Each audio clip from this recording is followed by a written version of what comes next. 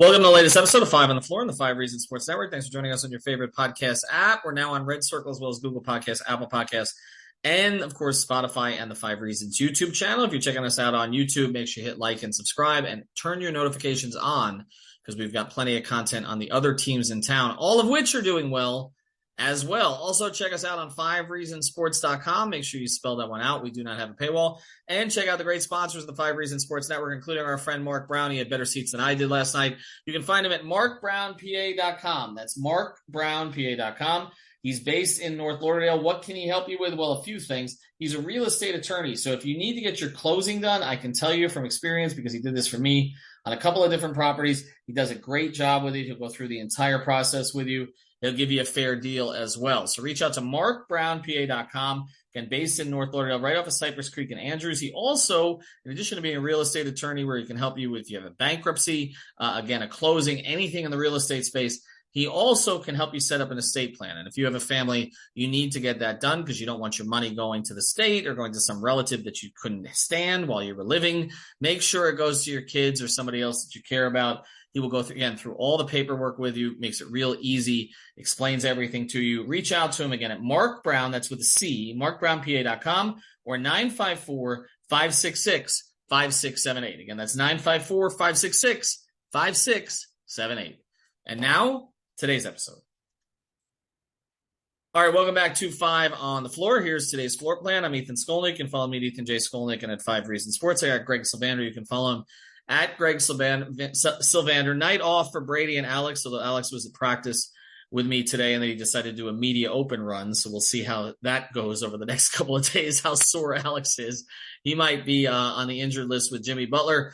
We're going to talk today about sort of competing circumstances here, the past and the present, and how this fits with the Heat having a 2-1 deficit in their series against Denver. And I was down there today. I got a chance to speak to Udonis Haslem for about 10 minutes. That's already up on the podcast feed. Udonis gave great perspective on all of his finals appearances. Actually got in the game, game 3. That was not really the plan, but that's actually only the 6th finals that he's gotten into because he did not get into the 2020 finals. I didn't realize that until last night, but he got a few seconds in the last ones. He's actually participated in 6 finals, been part of a team that's been in 7 different finals. And he talked about the conversations he's having with Jimmy Butler, Bam Adebayo, and others about putting this all into perspective and sort of the past also. You know, the fact that in 2006, the Heat were down 2-0, and they came back and won 4 straight. You know, Dwayne Wade saying, we're not going to go out like this. And then other finals that didn't look like they were going so well, but you just get through it. And he said, look, this is not fun. This is hard. Nobody is enjoying this. You don't enjoy it until the parade. That's it, okay? Because I said, has this made this season more enjoyable for you than when we talked all during it, when you said this was a miserable last season for you? And he says, nah. He says, F no, actually. He said, of course not. He says, until it's over, I'm not going to enjoy any of it at all. And I think that's kind of where the Heat are. But, Greg, that's what we want to get into, because when I look at the present of this series, it looks daunting, to be honest, okay? The Denver Nuggets' 2 best players are playing at a really high level. They're both healthy. They're connected. All the role guys know what they're supposed to do. Jokic and Murray just did something that no tandem of players has ever done in NBA history, putting up 30-point triple-doubles and doing it in a finals game. They got pretty decent performances out of a couple of role guys, even though KCP and Michael Porter Jr. are still struggling. And on the other side, the Miami Heat got here in part because they got playoff Supernova Jimmy. And we have not seen that guy in a long time. And when I spoke, Greg, to people who've watched the team the whole year, not the out-of-town media, but people who work for the organization, people, broadcasters for the organization, etc., they're concerned because we haven't seen that Jimmy in a while. And I posted this stat yesterday on Five Reasons Twitter account. 7 of the first 8 postseason games, Jimmy Butler shot 50% or above. Okay, 7 of the first 8, including all 6 prior to Josh Hart taking out his ankle. In the last 12 postseason games, he has shot 50% or better once. This is a guy who shot over 60% from the field in the regular season after the All-Star break. So he went through that entire period shooting at an incredibly high level. did the same through the first 8 games of the postseason. And through the last 12 games of the postseason, he's shooting around 41%. The only game that he has shot 50% or better, he took only 10 shots. So he was 5 of 10. It's not even a sample size. So we're going to look back, and we're also going to look forward at where we are and over the rest of this series. And my concern is that we're going to talk about a lot of things. We're going to say, well, this has happened before, and Dwayne was able to pull him out of this, or this guy was able to pull him out of this. Greg, I don't know that they got a guy to pull him out of it this time. Am I wrong? You might not be. To illustrate what you're talking about, just in game 3 alone, in the Murray Jokic ball screens, which it's just insane. They set a total of 38 on ball screens, and they scored 1.4 points per possession on any on ball screen, Jokic and Murray.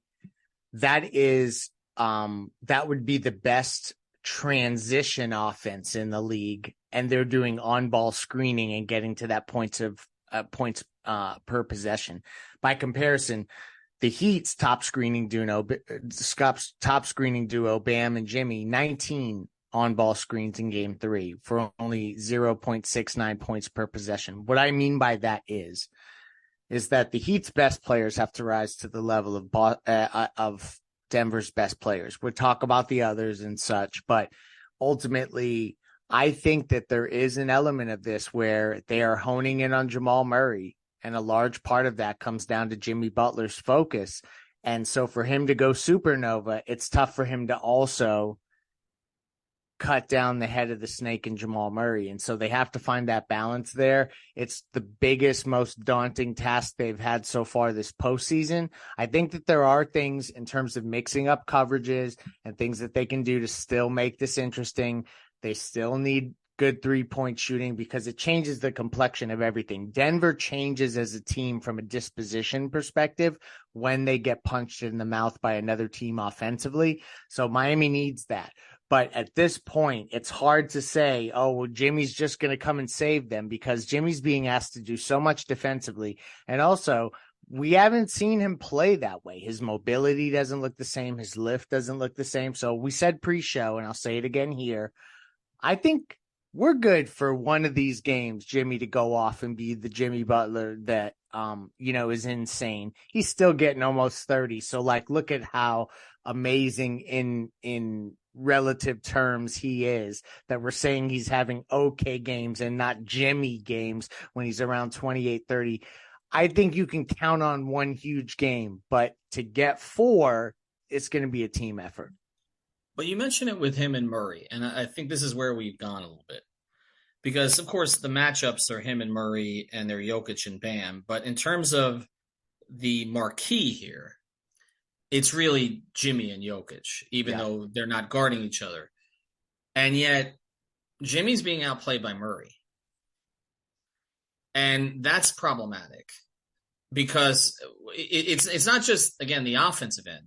Jimmy didn't look good defensively in the last game. And he's got a golf ball on his ankle. And it does not appear that is, first thing, not appear. It's not going to heal until he takes some time off. Okay, this was an injury, and I've said this before, and people were asking me if this is a report. It's not a report. It's just common sense, okay? And it's what people around the organization have said. If this was the regular season, Jimmy would have shut it down for 2 or 3 weeks at the minimum with what happened against the Knicks. But he couldn't. And so we've talked about it if he gets 2 days off, if he gets 3 days off, he's going to – this is not about 2 or 3 days. He looked a little bit more spry at the beginning of this game. But if you look at the rim stuff, that's where this is ugly right now. He is getting to the spot. He just can't finish. Everything is going up short. And this is why, you look at their rim numbers in Game 3, they were horrific, okay? So we can talk about the threes, but Spo, I think, was more concerned about the rim stuff. You're shooting under 40% at the rim. You're not winning that way. Unless you just go nuclear from the 3-point line, which nobody was doing. And so that's my concern about this now, is that,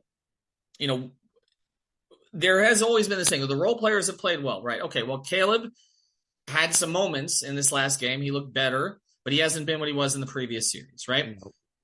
Duncan and Strus, I don't know what you're going to get night to night. We just don't. Gabe, I think you can count on, but the foul trouble took him out of this last one, and that's the problem. Lowry has been very up and down. And so it's just kind of like you get to this point, you're like, okay, you need, Bam is doing kind of what, Bam was 7 of 21, but I had no problem with the aggression. He struggled to finish also. But really, this is about getting Supernova Jimmy. That's what this has been all about all along. And I know what you say, maybe he can get there for one game. They need to win more than one. Yeah. They need to win 3. And so here's a couple keys. In game 3, they had 25 uncontested 3-point attempts, and they made only 10. They were 3 of 16 open looks with the closest defender 4 of 6 feet away. 7 of 9 on wide open looks with the closest defender 6+ feet away. Like, their wide open looks have decreased over the course of the series from 16 in game 1 to 10 in game 2 to 9 in game 3. You see where this is going? The Celtics are going to eventually say, stay home. The Nuggets. Why do I keep doing that all finals? I'm so sorry. That's the 4th time. I'm sorry to all of our listeners. The Nuggets are going to stay home on Bam and Jimmy eventually and say, let's see the shooters win. And so this is the one thing that I also want to sneak in here before we go any further. Look at the minutes log last game for Jamal Murray and for Jokic. I think the Heat have an opportunity to push pace in game 4. There's only the one day in between. Get out, do something that is a little counterintuitive to what you expect Miami to do, and try to push the pace a little bit to try to just, as we've talked about, get weird against this Denver team. That's something I'm looking for in game 4 big time. Yeah, let's see if there's a different strategy from Eric Spoelstra in terms of that, because he's throwing all these defensive coverages at Denver, and Jokic spoke to that today, and he does say that the Heat are making it difficult for him, but it's hard to know. Yeah, it's hard to know. Difficult. I mean, come on. Well, I mean, because he processes everything. He processes everything so quickly that it's just crazy. And again, watching Jokic, the rare time, on League Pass occasionally, or the very rare time that the Nuggets are on national TV is one thing. Seeing him 3 straight games, I think you get an appreciation for the level of IQ that. Can I ask you a question? Yes. Because you're old enough, I can ask you this, and I got to watch Hakeem Olajuwon live. Is it like watching Hakeem where you're like, holy crap, he is thinking about the airs even more than this? Well, it's a little different because I felt like Hakeem was a better athlete than Jokic. And he had certain places on the floor. I mean, the dream shake and all that he was just unstoppable. But there was an IQ level with Hakeem, obviously, that's translated to post-retirement and everything else that was off the charts. And I believe that Hakeem's the most underrated player in NBA history. An underrated superstar in NBA history. I'm with you. Right. And I think what we're seeing with this guy, and Hakeem had more charisma and personality than Jokic does. And I think, I'm getting tired of these press conferences where Jokic literally looks down as he's speaking. Like, it's going to be very hard to sell this guy. Okay. I mean, we talked about hard to sell Giannis. Giannis smiles. Like, it's different. Okay. Giannis has a sunny personality. Giannis, goes to the drive-through at Chick-fil-A or whatever. Jokic he's a tough sell, but to watch him play, I understand there's some flopping there. I get it. It's not at the Embiid level, no matter what Heat fans are saying, but the way he plays it's really beautiful basketball. I mean, there was one cut. I don't know if it was Christian Braun who finished it, but it might have been, but it was Murray to Jokic, and then there was then I'm like, that is just textbook. I mean, they really, and I don't even know if it's Mike Malone. Honestly, I know Mike Malone's a very good coach. I believe he's the best coach that the Heat have faced in the postseason so far. But it just feels like it's this guy. It's like coaching LeBron. It's like he's just going to do things that are almost uncoachable at a certain point. And they have a system now where everybody understands that it goes through these two guys.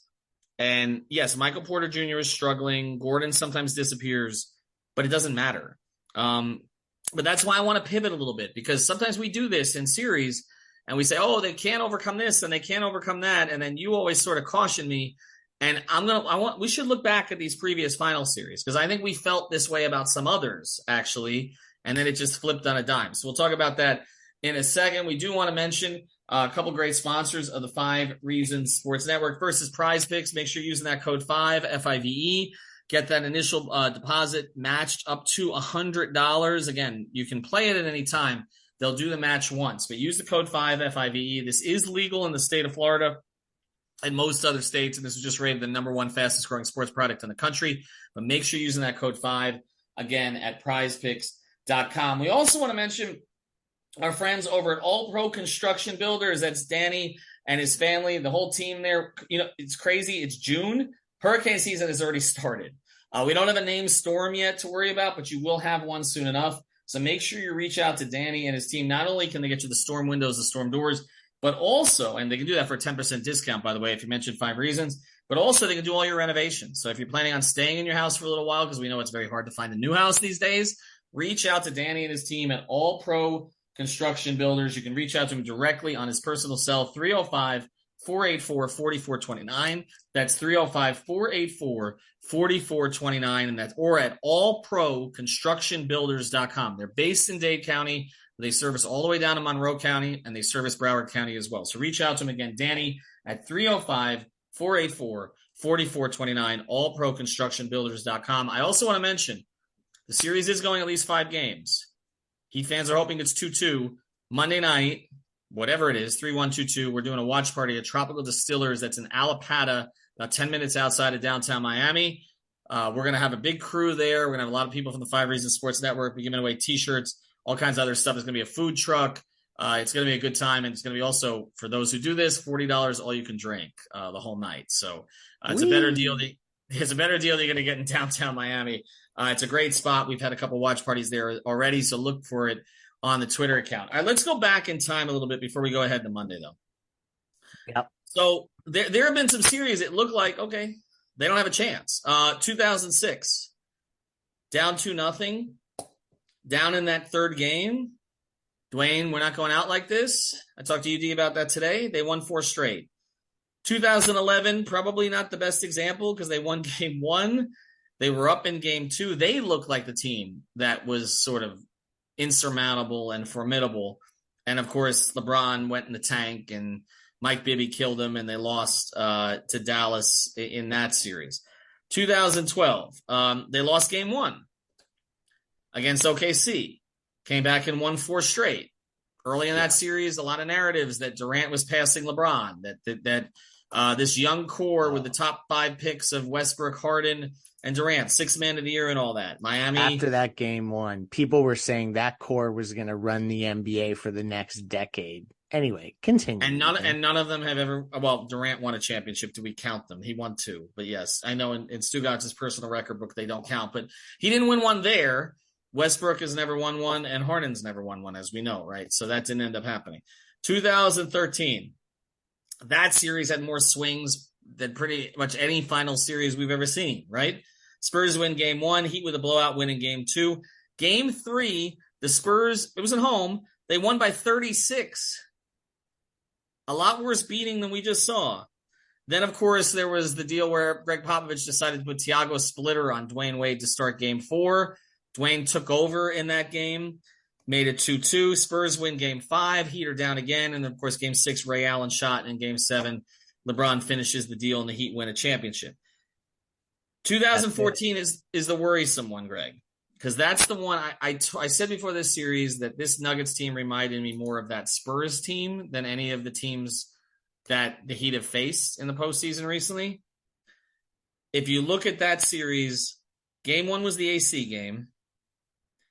The Heat won game 2 by 2. So very similar to what we just saw where the Heat pulled out a tight game in Denver. They pulled out a tight game in San Antonio. And then they were blown out the next 3 games. Yeah. And then I'll go to this one, and then I'll let you comment on the overall. 2020, bubble, weird circumstances. One similar circumstance to this in the sense that no Hero this time, no Dragic that time. Bam, limited when he did play. Game 1, Laker blowout. Game 2, Lakers win again. Then we got Supernova Jimmy in game 3 to win. Lakers win a close game in game 4, go up 3-1. Jimmy heads off elimination in game 5, again with one of his best games ever. And then the Lakers with a complete destruction in game 6 where the Heat ran out of gas. The pessimists would say This is a little reminiscent of 2020 where a Heat team runs out of gas, doesn't have a core player that it may have needed. And then I don't think we're seeing Tyler Hero the rest of this series. So I think we can put that one to bed. 2014, or it's a little like 2014 where you win a game 2, tie up the series, but you're just clearly not as good as the other team. 2014. Those would be the 2 negative examples. But the positives are 2006. The positive is 2013, where it was a series that kind of teetered both ways the whole time. 2012, where it maybe looked like you were not the better team earlier in the series, and then you rolled off a bunch of wins after that. Which is this most similar to? I mean, I think on the surface, everyone's going to point to when San Antonio steamrolled Miami and looked like the more connected, talented team, and Miami just straight up ran out of gas. I think that that's the most logical connection. But if you think we're ending this show by me connecting this run to that run, you are out of your damn mind. Because I think there are elements of the way that Miami came back against Dallas in 2006, and also the way that they've gutted out that win with the improbable Ray Allen bucket to win in 2013. And I say this because, let's be honest, a little bit of luck is going to come into play here. And the Heat can get a little bit of luck. That's not unprecedented. It's also going to take an unbelievable individual effort from somebody. I think Bam and Jimmy are up for that challenge. You may not need it from them every night, but you may need one of them each to have a unbelievable game. And the last thing I'll say is when you see guys like Shane Battier have huge game 7s, Mike Millers have shoeless game 5s or whatever that was against Oklahoma City, when you see Ray Allen hit that big shot there in the corner, all I'll say is that this team has the same type of alpha-minded players to hit those type of shots. So all I would say is that as much as it feels like that was a game where Miami was outclassed, they have a chance to respond in game 4, and then you're in a series 2-2 where anything can happen. So ultimately, they're still in this series, but it's going to require these things to happen where it's not going to be a series where they can just go blow for blow with this team and hope that they're standing at the end. They're going to need to do something out of the ordinary, but this team is used to doing that. You know, we've seen it throughout this run. So I still feel good. Game 4 is going to tell us everything. They're going to need somebody besides Bam and Jimmy. They need somebody to do what Caleb did against Boston. And I just don't know who it's going to be, but they got to find that guy, because I think right now Bam and Jimmy are overmatched by Jokic and Murray, and I think a lot of it is health related with Jimmy, but I don't think that we're going to see Jimmy and Bam do the kind of thing that we just saw Jokic and Murray do. I don't think we're going to see that in any game in this series. I think we can see it again for a quarter. I think we can see some of it defensively because both guys are better defensively than their counterparts, but I don't think we're going to see that offensively. Somebody else has got to play above his head. Somebody, because look, you've got Denver, you've got Porter playing below his numbers, okay? And I think that will continue. He does not look right as a shooter right now. Mike Malone was trying to prop him up in his defense, and he's not a great defender. He was trying to prop him up as a rebounder. He had 7 in the last game. KCP has been okay defensively, hasn't given him anything offensively. And even Bruce Brown, to me, has been a bit of a disappointment in the series. I love his game, but he hasn't really contributed much. I mean, really, again, the rookie gave him something in the last game. 7 of 8, almost all on cuts coming straight out of the offense and just hustle. Okay, and that's pretty much it. Somebody on Miami, though, has got to be better than all of those guys. There's got to be somebody who's going to step up. Now, is it Duncan with more minutes if Max continues to struggle? Maybe, because he has that ability to carry you for a quarter or two. We've seen it, okay? Is it Caleb getting right here? Because I thought he looked a little better in this past game. He had that one, as I mentioned, he had that one kind of surge, and that was about it. Is it Kyle? Can we get throwback Kyle for a little bit of time? Maybe. Or is it what we saw for the first couple games from Gabe? You know, who I thought was taken out of the game by the foul trouble in the last game. But it's got to be, and again, I wouldn't be surprised at all if a certain official is officiating game 4. And yes, they have 2 wins against him in the postseason, and I say against him, but it's about time for Scott Foster in this series. We've already seen Tony Brothers. We've seen Zach Zarba. It seems like that's the next logical guy here. They are going to have to find a guy because that guy is not going to be Tyler Hero. And just to close the loop on this, as we now enter Game 4 and the Heat have already declared him out, can we stop with everything? Can we stop? Because Can I sneak in and say that I was abundantly wrong? I was communicating closely with people who are near and dear to Tyler, and he was feeling great after workouts. But what happens after the day after, I'm not always privy to, and it appears as if it was overstated how quickly he could return. And shout out to Sean Rochester, who was first on pulling back on the Tyler Hero optimism to play. But it wasn't just that. See, this is why, and we need to address this because this stuff is fluid, like you said, but it's also not just about one thing. It's not just like we were talking about when he was going to get cleared physically, right? That's not the same as being ready to go out on the court and compete in the finals. And that's why I was cautioning people, don't expect him. And the national media was rolling with this. He's going to be back for Game 2. I don't know where the hell that came from, okay? And I don't know where that source came from because I think whoever that source was no, but I know who reported it. I'm trying to figure out because whoever leaked that or speculated that, and he went with the Heat. No, it wasn't, and it did Tyler a disservice. It doesn't make any sense for somebody close to Tyler to put that kind of pressure on Tyler to come back when he wasn't ready to come back or they weren't ready to have him back. And I'll just say this. I talked to somebody who's been around the Heat organization a very long time. I'm not going to say how long because then you'll be able to narrow it down to about 5 or 6 people, okay? Who said, this has never worked for us. We brought Zoe back in 2001, right? And that time was 13 games left in the regular season. And that was a complete disaster. Mm-hmm. They were 8-5. They were on there. They won 50 games, but not because of Zoe. Okay. They got to a certain point and it was Anthony Mason, that group. And then they were 8-5 in the last 13 games. And then Zoe came back. He came back for the 8-5 stretch. And then they got blown out in the first round of the playoffs by Charlotte. Okay. Didn't work that time. They did it with UD. In 2011, after he missed nearly the entire season, they brought him back against Boston, if you remember, and he missed the backboard. He was not ready to go.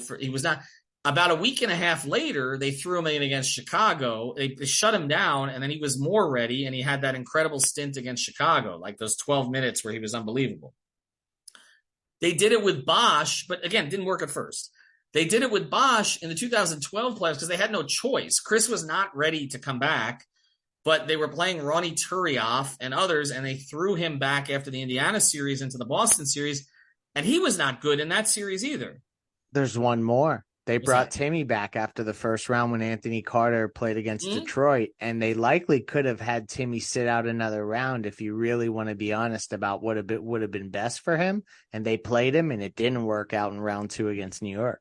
So you're talking about 4 of the most important players in Miami Heat history, okay? Zoe, Timmy, Chris Bosh, and Udonis Haslem. 4 tough-minded guys, right? 3 guys who are going to be in the Hall of Fame and one who might get a statue here, okay? Three guys who are in the Hall of Fame and one who might get a statue here. It didn't work with them. And then there's also the history that we've talked about with Stan Van Gundy in Orlando bringing Jameer Nelson back for the finals and regretting that. And Spo is very aware of that history. He and Stan are extraordinarily close. And we thought that they were going to throw Tyler Hero back into a final series? Again, context matters. These situations are fluid. But I don't think it was ever particularly likely that he was going to play in the finals. And then there's also, I guess we talked about, the other issues related. Was he going to get blamed for it if he came back and he screwed things up? I mean, now, I guess if you're down 3-1, and he's cleared and he feels good, then what the hell, right? I mean, Michael Beasley played in that. We talk about that 2014 series. Look at how many minutes Beasley got in the last game because Spo had no other options. Eddie House in 2011. Remember that? The last game, Eddie House played like 25 minutes. It's not going to come to that this time. Other guys to go to. So I guess it's possible that he goes to Tyler Hero here because he's better. He'd be better than either of those guys were. But that was a lot to ask of Tyler from the very beginning. And so, look, the cavalry is not coming. Jimmy's ankle's not going to get miraculously better. They can win this series. There's precedent for them to come back and win the series and things not to be as bad as they may seem. But somebody on this roster, or maybe two somebodies, has got to play way above their head right now and give Jimmy and Bam some help. Because I do not believe, with what Bam is dealing with the guy that he's got to guard, okay, and all the responsibilities he has, and then what Jimmy's dealing with his ankle and other issues that are going on right now, they can't beat Jokic and Murray. They need help to do it. They need significant help. So whether it's Gabe or Caleb or Duncan or Max or Haywood Highsmith or any of these other guys, they got to find one or two who are going to play way above their heads here to help get them to the finish line. All right, thanks to Greg. Thanks to our sponsors, markbrownpa.com, allproconstructionbuilders.com, PrizePicks, use the code 5FIBE. We'll see you at the watch party on Monday night. Playback for Game 4. Greg will be in charge of that. Me, Alex, and Brady will be at the game.